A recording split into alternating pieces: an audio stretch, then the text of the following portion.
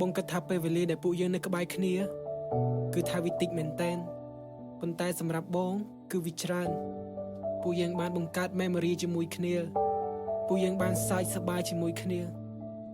ប៉ុន្តែបងសុំទោសដែលពេលនេះបងសម្រេចចិត្តថាបងដើរចាក់ចេញពីអូនព្រោះថាបងអត់ចង់ឲ្យអូនឈឺចាប់ជាមួយបងម្ដងទៀតហើយបងក៏ជាមនុស្សដែលមិនច្បាស់លាស់បងក៏ជាមនុស្សដែលមិនស្មោះត្រង់ដែលបងចូលទៅជីវិតអូនធ្វើឲ្យអូនឈឺចាប់សុំទោសអូនសុំទោសអូនមកនៅណាគេពេលនេះបងគ្មានអ្វីដែលត្រូវនិយាយ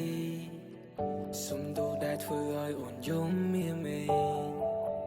បងសុំទោសស្រីសុំទោសដែលបងសន្យាឲ្យធ្វើមិនបាន